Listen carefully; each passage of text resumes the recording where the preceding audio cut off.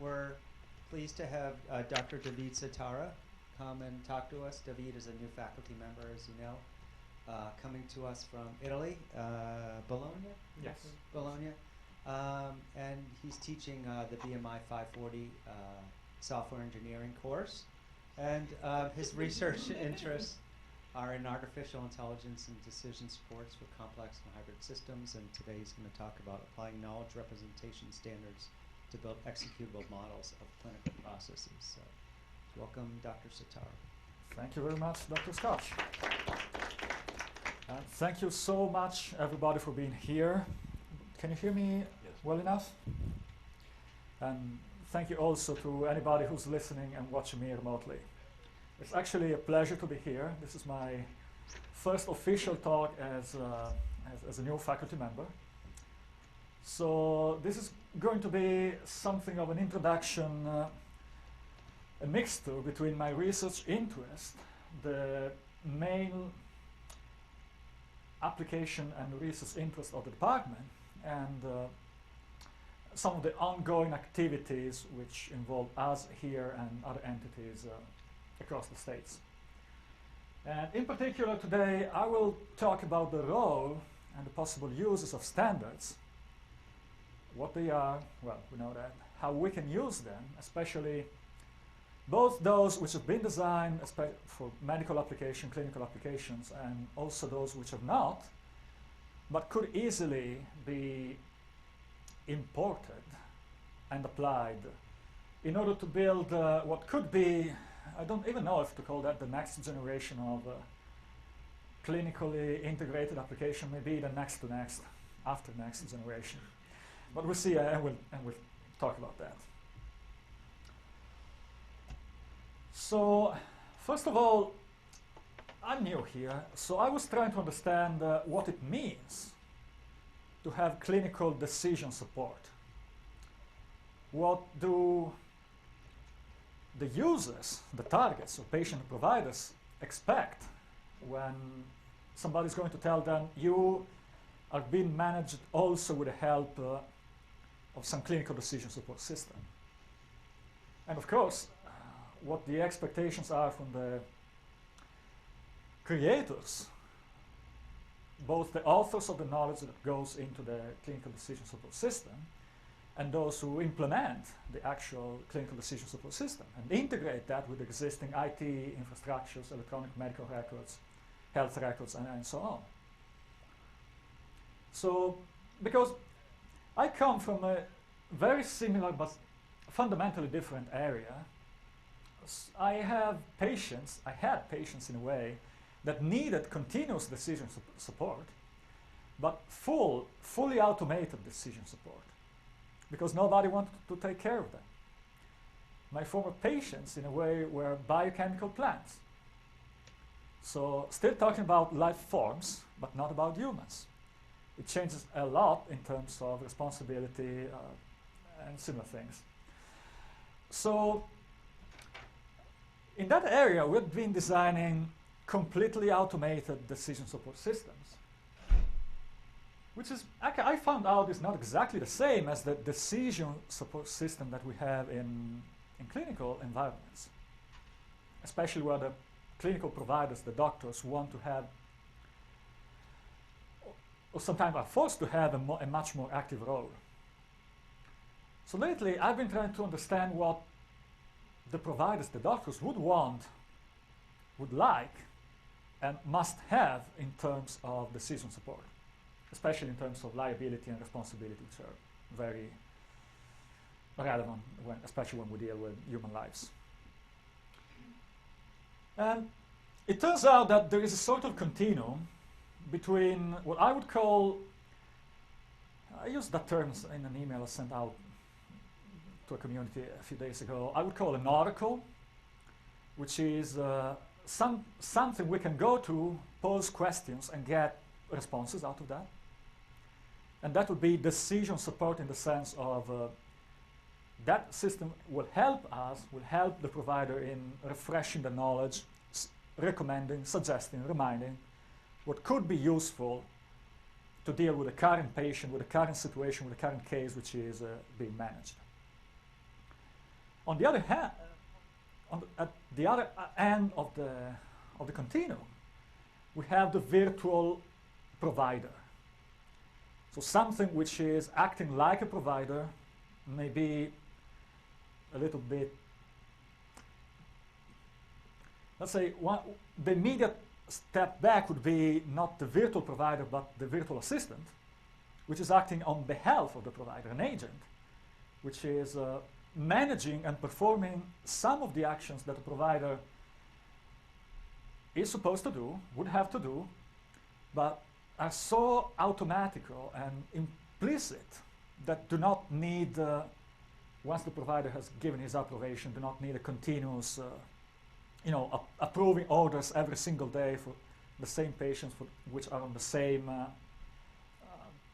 treatment plan, nothing has changed, that kind of thing. So there could be definitely, and we've confirmed that interest even within a recent meeting with Mayo, that there could be a lot of interest in getting also these kind of functionalities to some extent in the current clinical decision support systems.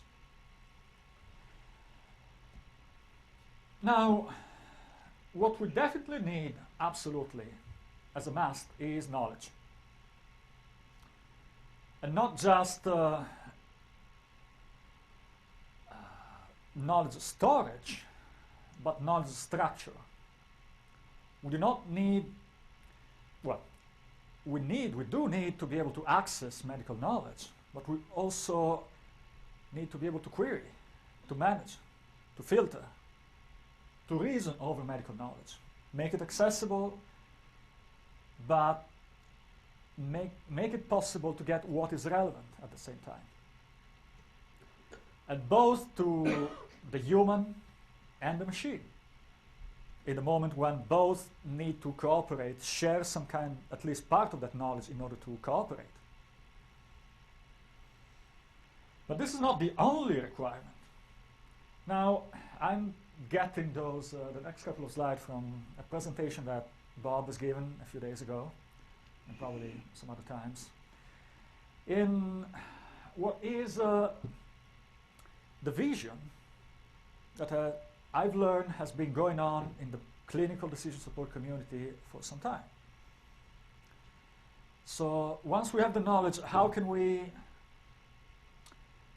put it to use? How can we make it effectively useful in improving the quality of the care? Because a smart encyclopedia of something that you can look up is maybe better than not having anything. But if you can make that knowledge active in some way, contribute to the care itself, it will be much better. So indeed, it must be able to present itself in a way that conveys advice. It can help the provider make decisions. It must be possible for the provider to access that. It must be both on a specific question or on a more generic, informative, sort of educational type of access to the provider, but why not also to the patient to some extent. If we wanted, and I think that nowadays with this idea of apps which we've been talking about, so personalized applications, if we want to move the care to be more focused to the patient, we should also let the patient have access in a controlled and structured way, but in a reasonable way, to all the medical knowledge that is somehow affecting them, both to educate and explain and justify and make them understand what is going on. And of course, we do not just want the providers to force that, because it's a huge task for the provider to, at every single time, at every single moment, to remember to go and send to every single patient all the relevant information for them when it's like perfectly know what they need. And we cannot even expect the patient to go and ask questions about things they may not know anything about. So unless there is some sort of active decision making that takes the burden off the provider, but still can make the systems export and provide the knowledge and the care. Unless we can do that, we are probably missing an opportunity.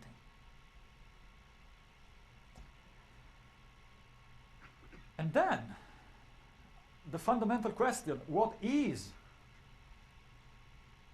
the kind of knowledge that we may want to use, to exploit? So, not just talking about documents, but talking about models, actionable knowledge, something that can be directly put to use either by the provider or by the machine in order to achieve some effective result.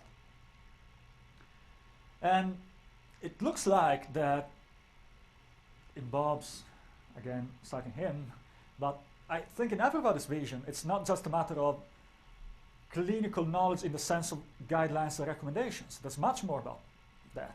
There's data, there's experience, there is practice.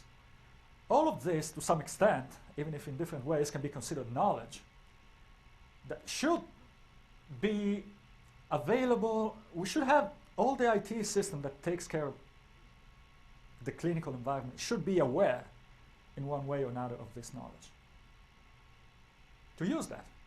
Otherwise, it's like having a bookshelf in a room with a lot of interesting tomes, but never going there and consulting them. And it looks like that there is a lot of potential forms of knowledge that could be useful.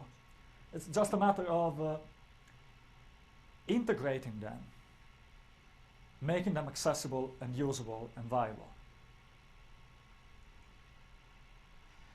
Now, given this vision, I had a very bad surprise last week when I learned what happens in some concrete cases when it comes to transfer knowledge from the clinicians, which have a huge amount of knowledge and an impressive amount of knowledge, into the IT systems, like the electronic health records. What happens in many cases is the provider, the doctor, the expert, just writes down some guidelines, probably in some natural language, just a document, sends that to the IT team, and has them, please guys, implement this. Of course, we are assuming that those ITs are biomedical informatics students or have a background so that they can perfectly understand all the needs and the implications and do a great job at creating the software. But it may not be always the case. So what is being done, what is being tried, is a way at least to get some standard format for the interchange, the communication between the domain experts and the technical experts. Well, better than nothing.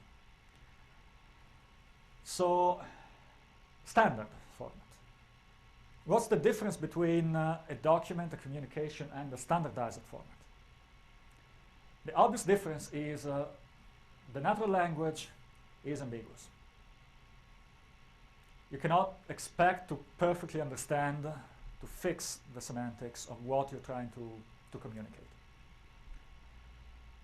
And then,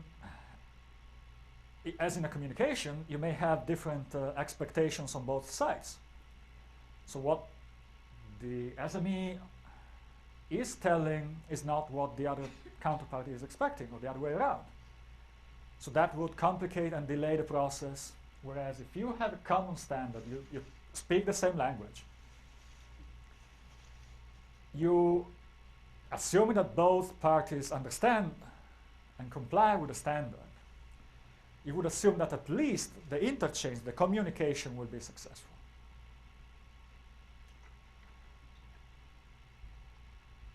Otherwise, so that's it. Two main reasons for adopting standards are clarity, uniformity, common set of concepts. And the other relevant aspect is if you have a standard it should tell you once and for all what to do. Because otherwise, the problem we have with real systems is that everybody in their own communities or local environments will every single time try and solve the same problem again and again and again and again and again and again. In different ways, which are incompatible, but which effectively address the same problem. So at least, please make sure that everybody tries to stay on the same page. It's not easy. It's not easy because this, in practice, many times just moves the problem. So we have our own local ways of doing things. It's not standard. Well, let's make it standard. And so you move the problem from a lot of local versions to a lot of official standards. But at least they should be compatible because they're clear, the semantic is well defined, so you can try and do a mapping. But anyway. So let me go back for a second to the previous slides. I will try to provide an example. My clinical background is 0. So do not take the clinical logic for real.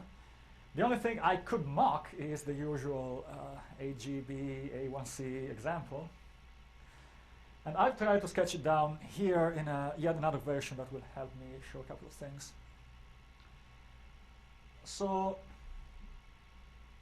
by the way I stated it there, trying to capture the principle in behind the recommendation,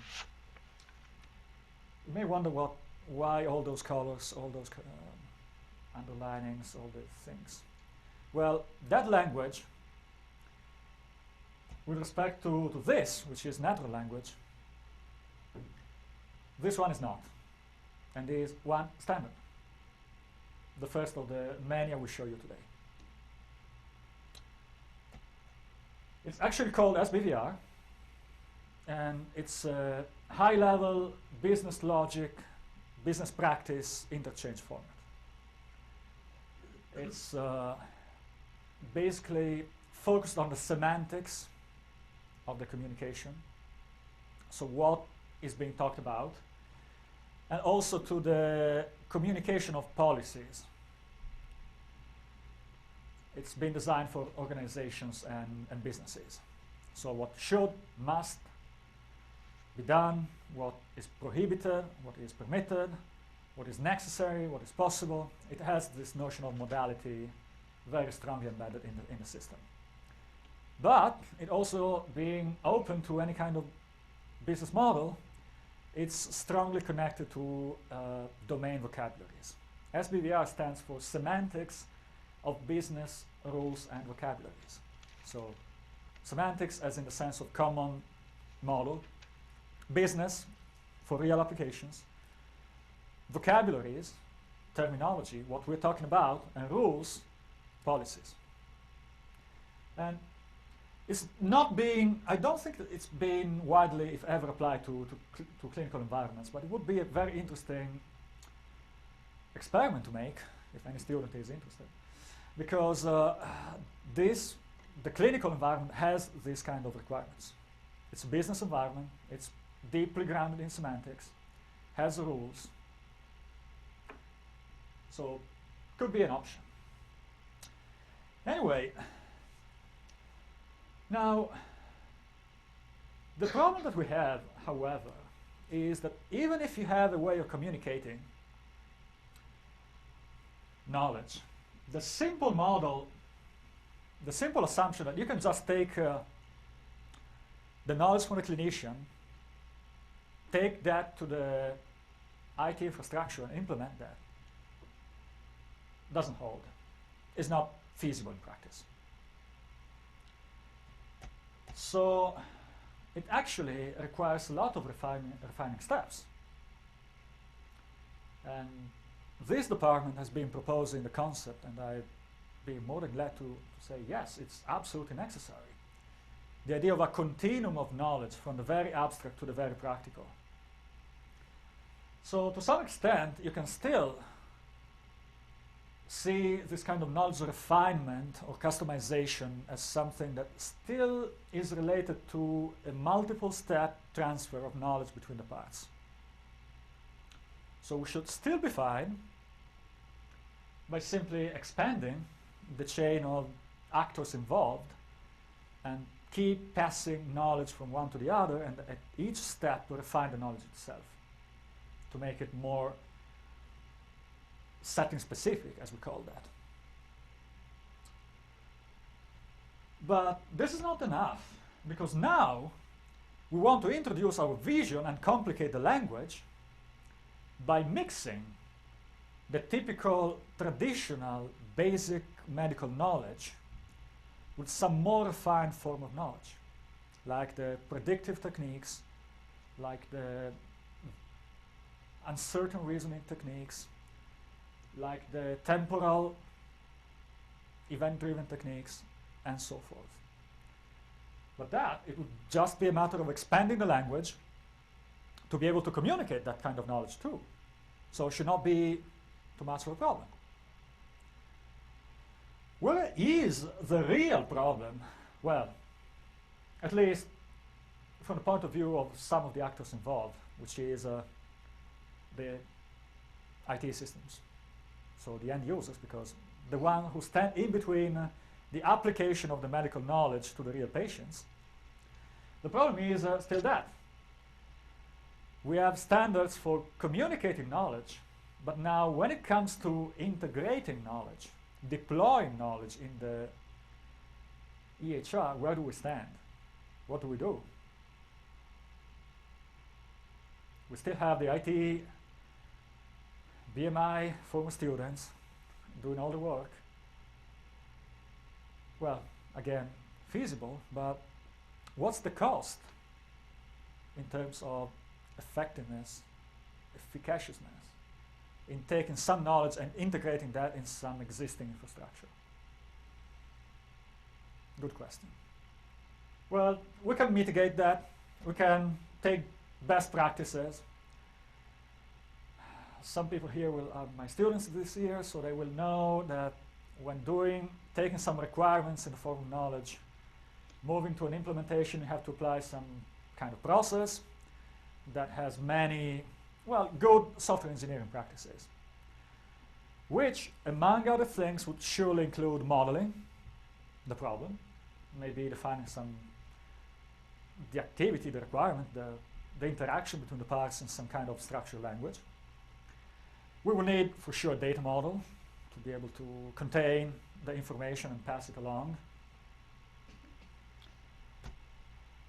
We will need some kind of control logic, an active entity that processes the information. We need, of course, the user interface, because we need to be able to interact with the system if the human is somewhere in the loop, definitely. And we will need to write code, both in terms of, again, control logic, business logic, and all the algorithmic knowledge that we have, like the predictive models. And finally, bring everything together, deploy that, integrate with the existing IT system, and have that work. Seems reasonable. If you adopt a waterfall method, that's probably taking like 4 to 5 steps for each iteration. And each step could take from 1 week to 1 month. And then you have to comply with all the constraints given by the infrastructure and architecture. And yeah, after you've been working for 6 months, which is, by the way, the timeline that people confirm when saying it takes us that long to take the knowledge and implement that. And finally, your EHR would also have the new functionality, which is being designed, defined, decided by the medical management. All right, this is fine. This is what is being done. Now, by the way, even in this process, standards help, because software engineering standards like UML, which I guess most of you may have heard about. Who has never heard of UML? Okay, so UML is a standard way for modeling a software system. It makes sure that the way you represent and design the various aspects which are involved in the software as a system can be understandable, have a clear semantics, and can be shared because being this common language, everybody is able to understand that. So it should help in making sure that a team can exchange knowledge about how to implement a system, a software system, without ambiguity, making sure that the work is done properly. If I am the designer and give you my specification in a standard way, as long as I've used the specification correctly, I will know what to expect, because I'm sure that you will understand what I've told you. Hopefully. Bugs apart, exceptions apart, budget constraints apart. Anyway.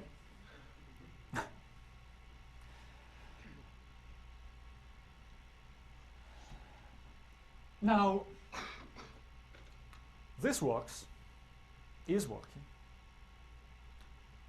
but there may be alternatives, which have been, so this problem is so common, even outside the medical, the clinical community. It applies to any business, that people have been starting to look into other ways, smarter ways to try and do all of this. Especially to reduce the impact of this process in going from the specification to the final product. And not surprisingly, using standards for the obvious usual reasons. And even less surprisingly,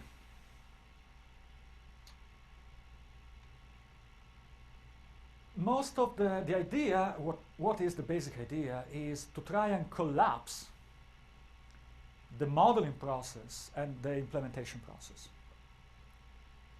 Making sure, if possible, whenever possible, that what a good model, which stands in between the specification and the runnable code, assembler, bytecode, whatever, can be directly executable. So you do not have to do modeling first and implementation then. To some extent, you can do the two things at the same time. Why? How? The principle is, if the model is done in a standard way that is clear for humans, between two humans, but should also be clear for machines. So if your model is drawn in a standard language, in a formal language, there's hope that an appropriate interpreter of that language is capable of understanding the idea representing that in that model and executing.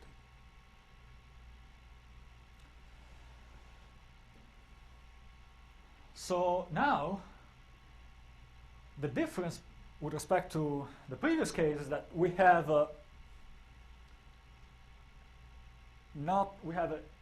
yet another specification in between. The designer, the knowledge engineer, not the software engineer, and the execution environment, which just needs to be enhanced with something called an engine in a generic way that is capable of consuming and executing the standard models.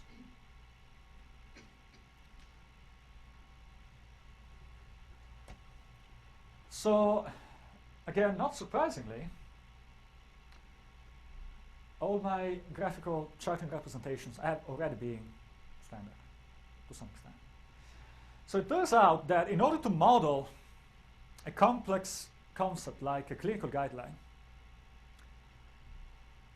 all well and good, except for one thing. The complexity here is not in doing the representation and the execution, the complexity is in the integration.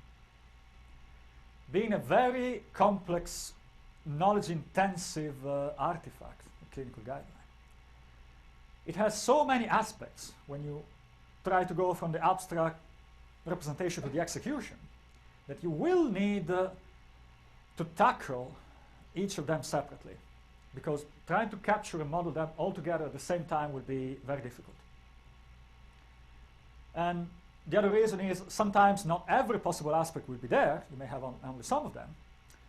So the idea is to combine, to understand what different aspects are involved in the execution of a guideline, of a recommendation, separate them, use the appropriate language and tools for each one of them, and then be able to bring them together back and compose, integrate them, rather than code them. So it turns out that the top level, the organizational, the workflow-like part, which is involved in applying a recommendation. So all the activities, how they relate to each other, all the decisions, all the parallel executions, all the points of contact with external entities, world systems that need to be interacting with. Well, for this kind of model, workflow-like models are appropriate. And not surprisingly, there's a very popular standard which is called business process modeling notation, which addresses exactly this issue. So it lets you draw, in a way, the workflows. It lets you define the type and nature of each activity. It lets you bring in the logic for branching and decision making. So you have a visual representation, which is helpful. You have a knowledge-driven specification, which tells you what each activity is supposed to do. And you have a formal underlying representation, so there is an XML corresponding serialization of these kind of things, that can be processed by what is called a process engine, that can take that workflow, interpret that as a class of processes, and run individual instances, individual process instances, keeping track of the state, managing, coordinating the activities, integrating with the data sources, integrating with the human actors, and, by the way, providing a lot of accessory functionalities, like logging, tracing, reporting, such kind of things.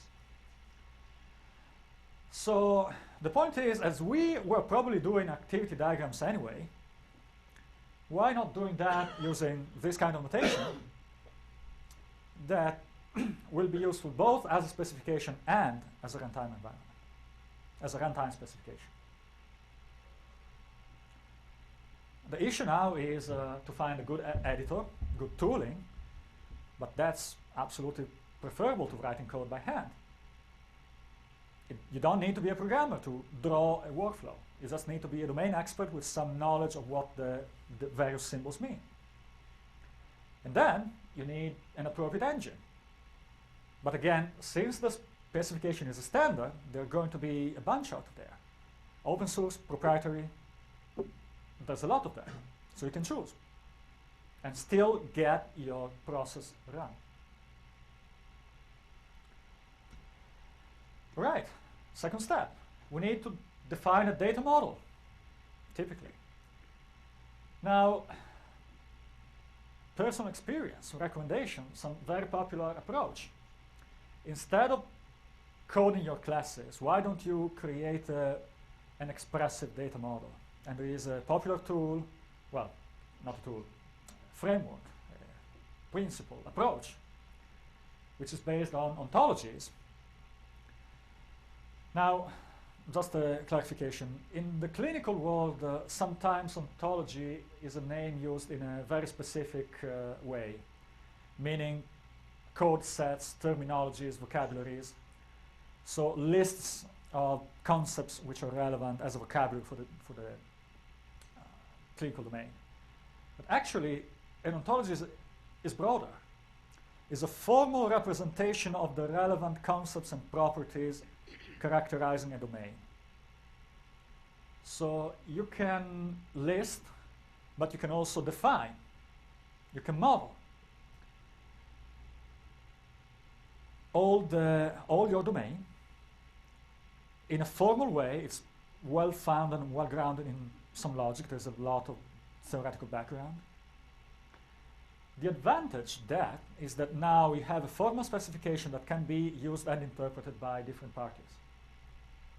It can be used by humans to understand what is being talked about, But since it's logically founded, you can also have something like a reasoning component that can take that model and start doing things about that, including, for example, checking if it's logically consistent, finding errors. It can be used to classify entities. You have some data, you want to see if those sparse related data somehow comply with, are related to your concepts. A semantic reasoner can do that. Hey, this particular person here, which has a problem and age and something else, is a patient with some peculiarity. And the semantic reasoner can do that.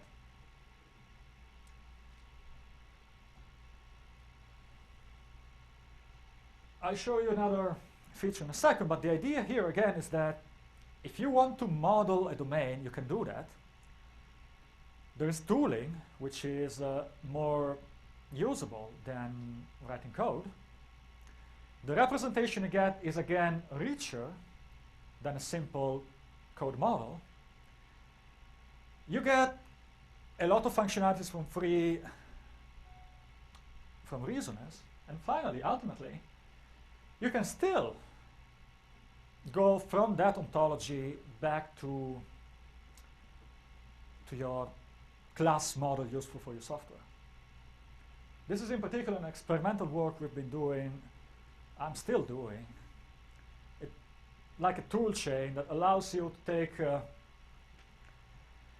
take an ontology and with some processing, so basically doing the other way around with respect to what is commonly done. So many people nowadays create ontologies by starting from class models, going back up to schemas, and then create ontologies and say, hey, I have an ontology. What is possible with a little bit more effort is to do the other way around, to go from the broader representation to the narrower, and take a full ontology, crunch that, and get a bunch of useful interfaces, artifacts. Like in particular, at the moment we can get, given an ontology, still with some restrictions and limitations that we're working on, you can get interfaces for your system, you can get schemas, and with some transformation you can go down to the classes, and with some extra magic you can get classes that can be serializable back and forth from different formats, database, XML, triple stores, various representations at the same time for free. So again, exploiting the fact that the domain representation is a standard, so you know what is being described, and also the various intermediate steps rely on some kind of convention. XML-based schemas and naming conventions, serialization techniques over different serialization formats. So again, since they're standard, it's likely, and it was proved in practice, that there would be tools out there that could be useful to some extent. And bringing them together, you can get even better results. So what the idea here is, why creating manually a class model when by creating a much richer model with a much easier tool set, you can get what you would have got in the first place and much more than that.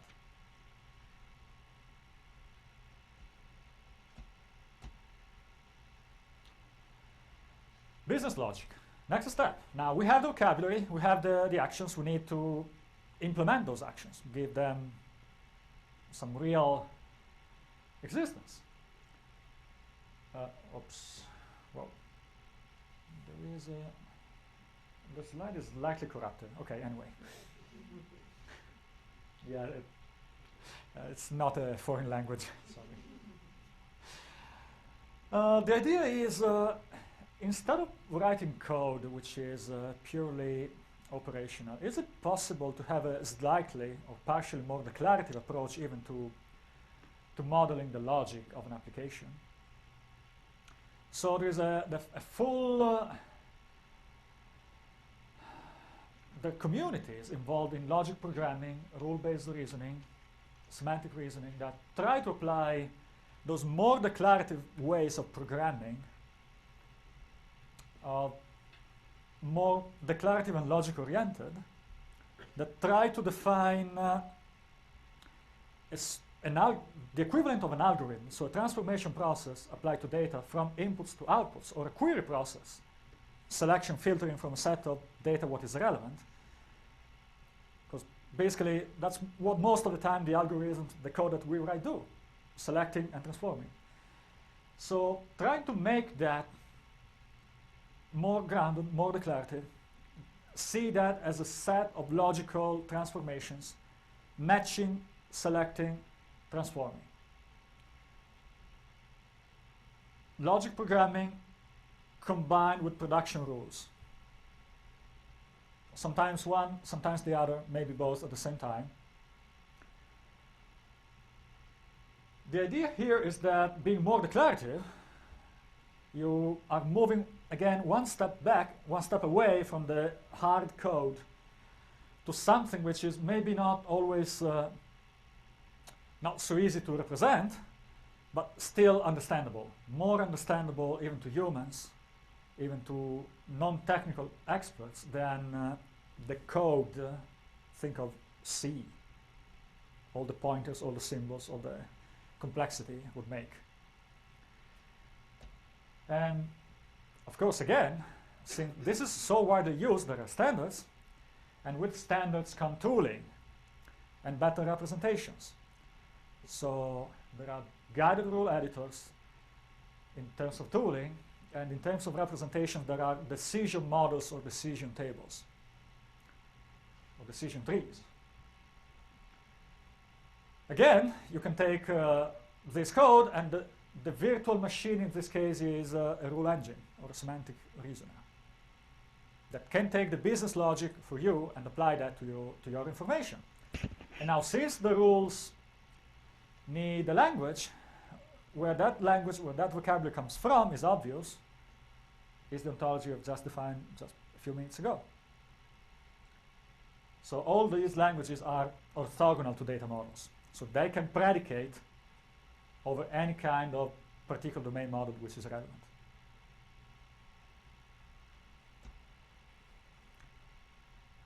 Well, sometimes we have some more low-level, kind of code, like all the algorithmic, in the strict sense, all the predictive tooling and stuff. Do we need to code that? Well,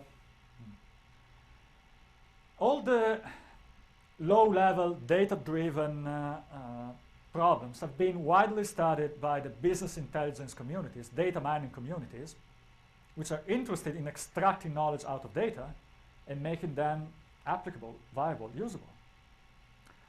So the data mining techniques are quite robust nowadays, well known. The models, the techniques are popular. There are tools that let you build models out of data quite conveniently. So you get the models now, what do you do with that? It turns out that somebody dealt with this issue of interchange and deployment by creating a standard. So this one is called PMML. It's a data mining group standard, and is designed to capture all the relevant aspects to a data mining predictive model. The schema, interfaces, interconnections, all the pre- and post-processing requirements, and the models themselves. So now what you can do is you can create your models using whatever tool you prefer. You can export and share, interchange them using the standard. And now any engine which is capable of executing the models can take and import the model which is deployed now and not programmed, not coded.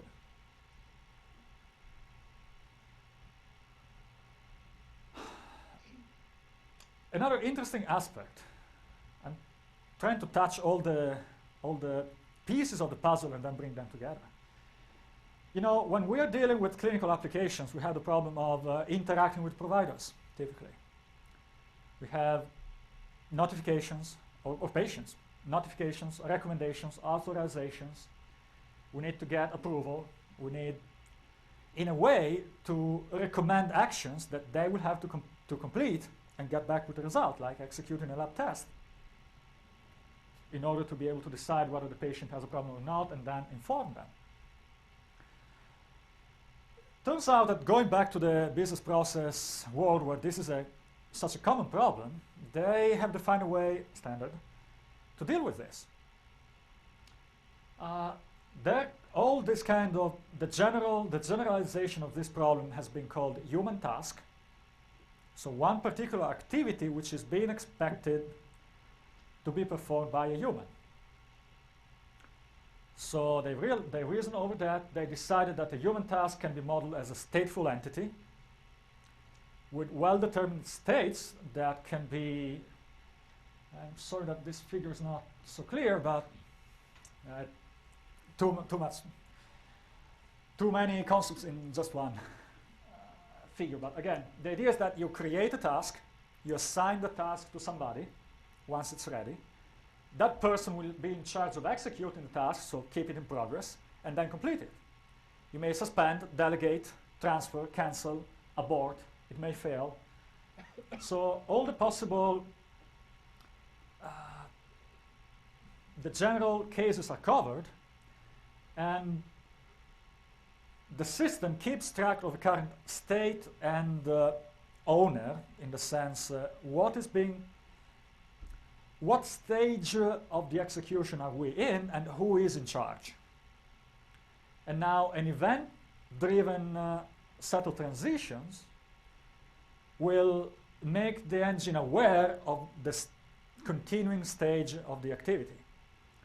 So now the only thing you have to do is to map your recommendations, your approval requirement, your notification into a task, if it is appropriate that somebody does something, like responding, like performing a test. And now the system will be able to track the execution of the activity, what is going on. So that even your interfaces, the communication is just about presenting something that lets you collect back the events or the states of the activity. So you can build your own UIs, or there are, since this is so common, standard interfaces that you can use, or at least partially, to get back feedback on the state of the activity. So again, you don't need to code a subsystem to manage any lab test recommendation. You simply define within your workflow the fact that at some point a lab test will have to be done. So the process will reach that point, will assign the task to somebody, with all the legal implications, by the way, because it's keeping track of who's doing what. And now the process will stay there until the state of the task has reached the final conclusion. Completed, ideally, cancelled, rejected, aborted, failed, whatever. And of course, the workflow will then branch and decide where to go according to the output. So there's no need to recode the same functionality over and over again. It's simply a matter of modeling that sub-activity as a task, and then have that be handled in a standardized way. The only effort is presenting that particular activity to communicate with the human the fact that there is an activity, but then those are the interfaces, the integration interfaces again. So, as we can see, for most of the potential requirements, most of the pieces that could be incredibly useful in modeling an executable clinical process, there are already standards out there, and there are tools that let anybody effectively model and create transfer the knowledge from the owner, the expert, to the model and thus to the system. So the only thing that we need is now a generic, not a specific architecture that is capable of consuming all these and processing all these standards. And now we can create that once and for all, because it will be the same. It will be model-driven. So there are common practices, best practices. One possibility is to extend or integrate the current architecture, IT infrastructures, typically moving them into something which is service-oriented, probably mixed with an event-driven architecture.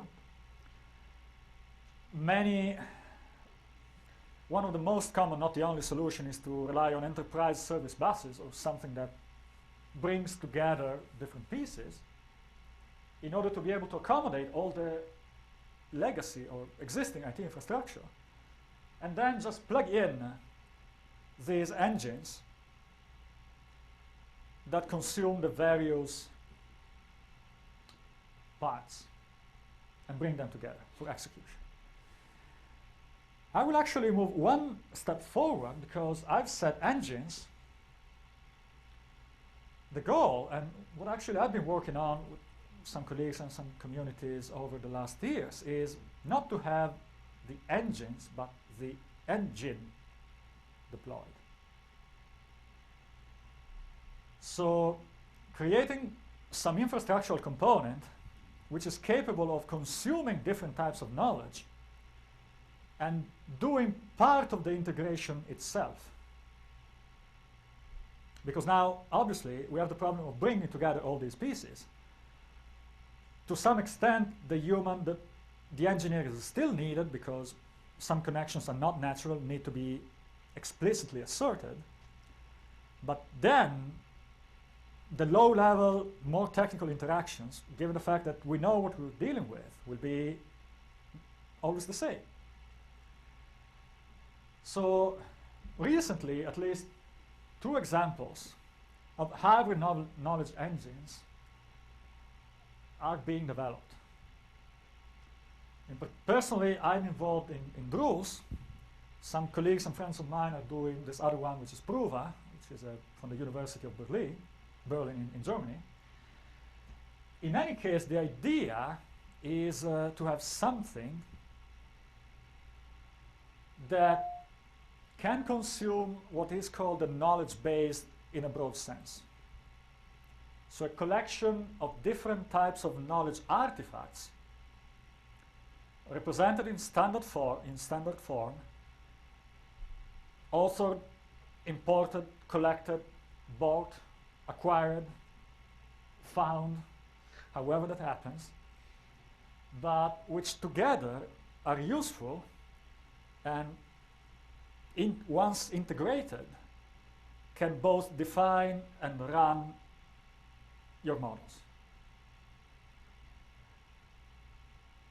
So in particular, this one Drules has been based on a natively as a rule engine extended with a process engine, and on top of that we are building other functionalities to be able to again consume the semantic data models, rules in more declarative formats like decision tables or other logics. And we also have the predictive model integration and the non-Boolean logic integration. So effectively, going back to my example,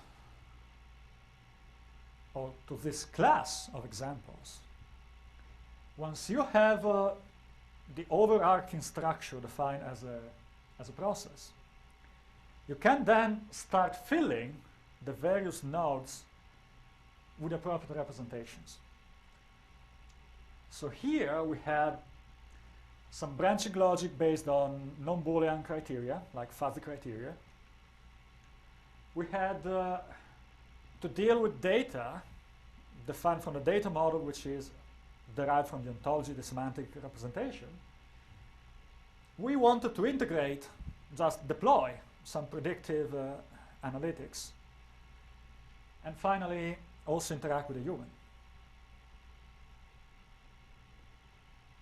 Make decisions and then communicate with the rest of the world, but with the added value that having a semantic data model, when we send messages about problems, we know what we're talking about,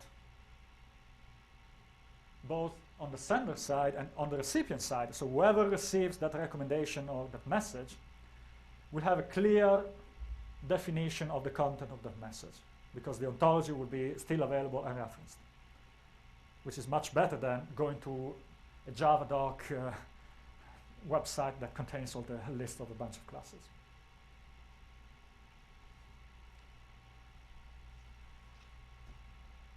And so that's it. The fact is, without the standards, this could not be possible. The fact that we are using standards and the relevance of the standards here is that now the different pieces here, and this is probably one of the most important things, do not need to be authored by the same person.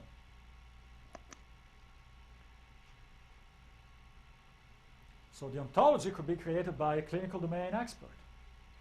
The predictive model could be created by a data mining guru that has a whatever data set and is capable of consuming that.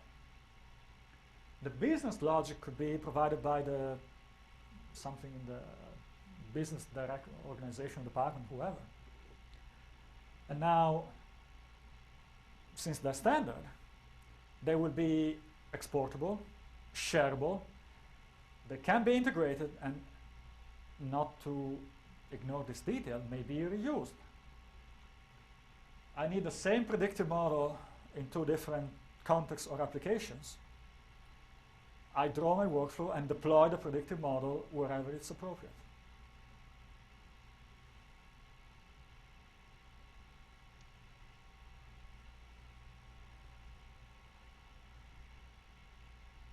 So the vision of the next century CDS maybe is not so far away.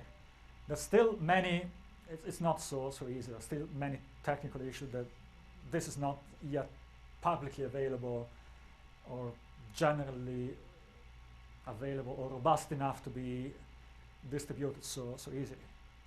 But definitely we are in a good position. Much better than these communities were 5 years ago, and surely, my opinion at least, in a much better position than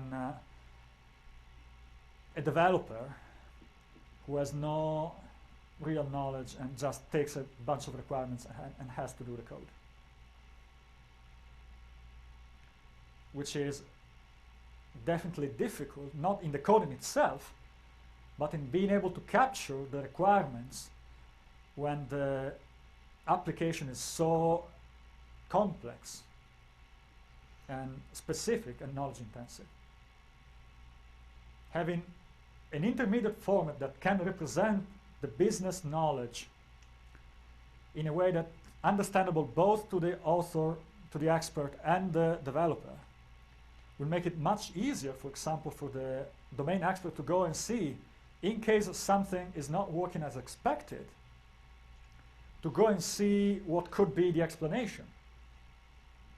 Why? Because being knowledge-driven, the system would be able to justify itself, to explain, to trace the execution. And so it's much easier to identify a problem if you have a trace of the reasoning process rather than a set of debug codes. Which, by the way, I don't think that a subject matter expert would be able to understand so easily. So this is it. If you have questions, I think we have still time. Please feel free. Thank you very much. I think we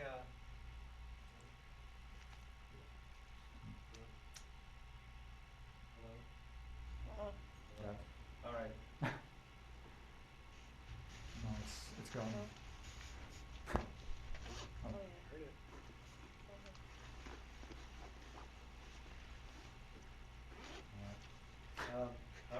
just talk, and we have about 15 minutes, so if you have questions, you'd like to Bob.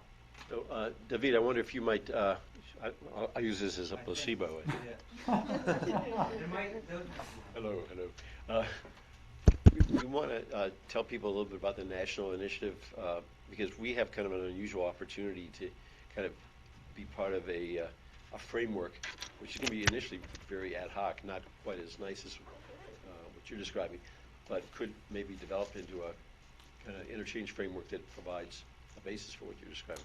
This is quite a relevant and interesting question.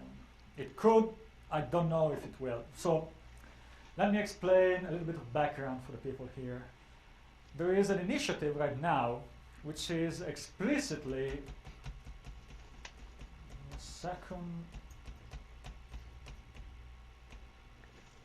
She doesn't have your slides up. Do you want them up? There they.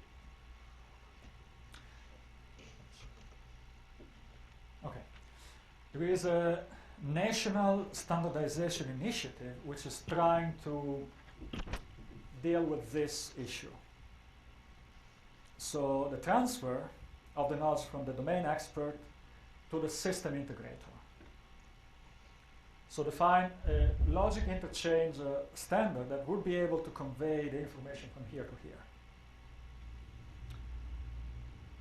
It's encouraged, if not sponsored, by the ONC office, and it's being managed by the Standards and Interoperability Framework as a healthy decision initiative. Now, dealing with this level of abstraction, it's still to be seen how what I just presented could relate. Because ideally, I'm part of that, and there's still some background discussion in that initiative which is going on, and I don't yet know what the outcome will be. Because the ideal, the vision, should be to have something like this, to go from the provider to, from the domain expert to the technical expert, the system integrator. The idea of having multiple steps in between is not part of that. It's something we as BMI introduced, well, not just BMI, but with the partnership, the Sharp C2B grant is a local project which is encouraging this idea of refinement, of customization of clinical knowledge as it gets deployed more and more locally to concrete realities. Because it has to take into account the local needs, the local variables, the local policies. So one thing is the general recommendation that is given in a sort of abstract way in order to have everybody be able to receive it. One thing is, okay, now we have to do that in our setting, given our particular constraints, conditions, policies, environment, and what have you. Well, so this sounds still very abstract, but there's actually a real. Davide and I were at a meeting for 2 days with Mayo Clinic. With Mayo Clinic last week, and where they have this problem of having many different forms of knowledge that are operating in their different systems, and they don't have a nice way to kind of bring them together. So in a sense, while you're going this direction, what they have is a lot of locally deployed things they need to kind of create into a more shareable form and then be able to manage it. The problems that are still open are, in my opinion, what level needs to be addressed, because we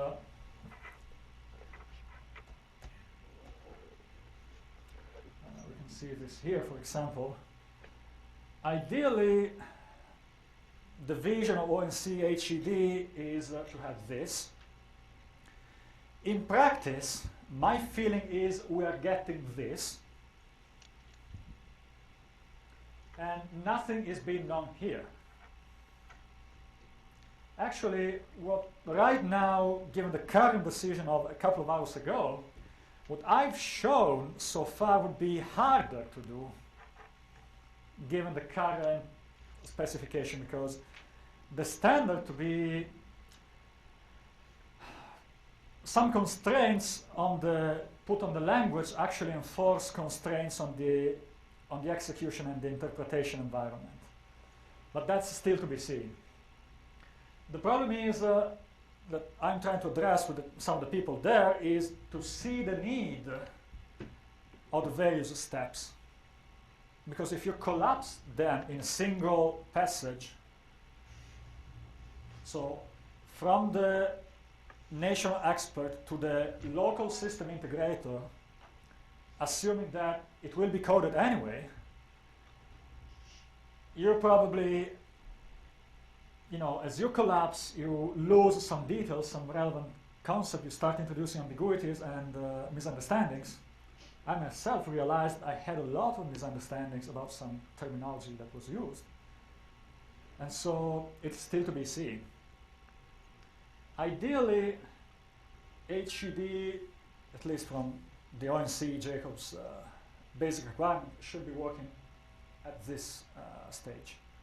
What I proposed, I've been working on for my past and current research lives here. Sharp 2B, what we're working on, deals with this step. How to bring them together seamlessly is the next challenge to come, which is the main reason it's still a challenge is we don't even know what will be the final decision here. And we're still work in progress here, so, and this is our project which we need to review because now even the requirements have changed a little bit.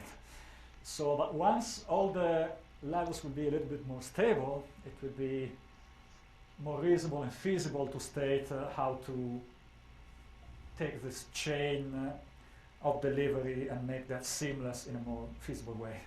I hope that that will be done, will be possible in the next few months. Ideally weeks, but it will be months. Any additional questions? Okay, thank you again to Dr. Sottara.